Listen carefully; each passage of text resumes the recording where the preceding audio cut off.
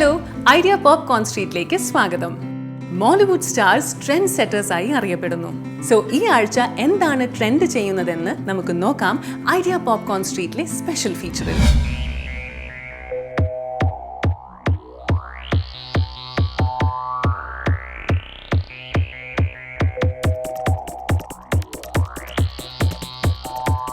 ക്രിയാത്മക സിനിമകൾക്ക് പേരുകേട്ടതാണ് മലയാള സിനിമകൾ. ബോളിവുഡ് സിനിമകൾക്ക് പോലും മോളിവുഡ് പ്രചോദനമാവാറുണ്ട്.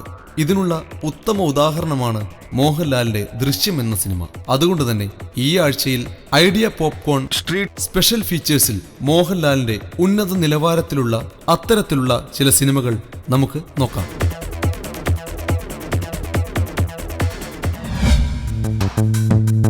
ക്രിസ്ത്യൻ ബ്രദേഴ്സ് 4 സഹോദരങ്ങളുടെ ജീവിതത്തെ പ്രമേയമാക്കി ജോഷി സംവിധാനം ചെയ്ത സിനിമയായിരുന്നു ക്രിസ്ത്യൻ ബ്രദേഴ്സ്. 8 കോടിയോളം രൂപ മുതൽ മുടക്കിൽ നിർമ്മിച്ച ഈ ചിത്രം ബോക്സ് ഓഫീസിൽ 17.4 കോടി രൂപയോളം കളക്ഷൻ നേടി 2011 ഏറ്റവും വലിയ ഹിറ്റ് ചിത്രമായി ബോക്സ് ഓഫീസിൽ 70 ദിവസങ്ങൾ പൂർത്തിയാക്കി.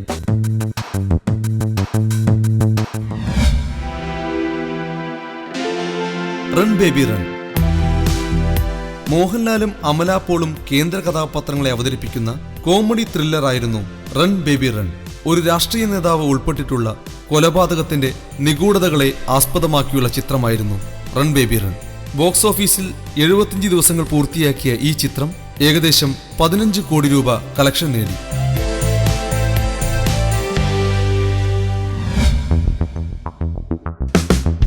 ദൃശ്യം ഇന്ത്യയിൽ മാത്രമല്ല കടലും കടന്ന് UK-യിലും US-ലും 1 കോടി കളക്ട് ചെയ്ത ആദ്യ മലയാള ചലച്ചിത്രമായിരുന്നു ദൃശ്യം. സ്വന്തം കുടുംബത്തെ വളരെയധികം സ്നേഹിക്കുന്ന ഒരു മനുഷ്യന്റെ കഥ പറയുന്ന ഈ ചിത്രം സംവിധാനം ചെയ്തിരിക്കുന്നത് ജീത്തു ജോസഫാണ്. 4.5 കോടി മുതൽ മുടക്കിൽ നിർമ്മിച്ച ഈ ചിത്രം 85 കോടി രൂപ കളക്ഷൻ ഉണ്ടാക്കി മലയാള സിനിമയിൽ ഏറ്റവും കൂടുതൽ കളക്ഷൻ നേടിയ ചിത്രം എന്ന പേരും കരസ്ഥമാക്കി.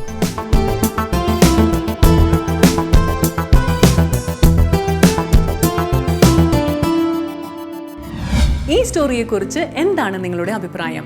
കമന്റ്സിലൂടെ ഞങ്ങളോട് പറയൂ.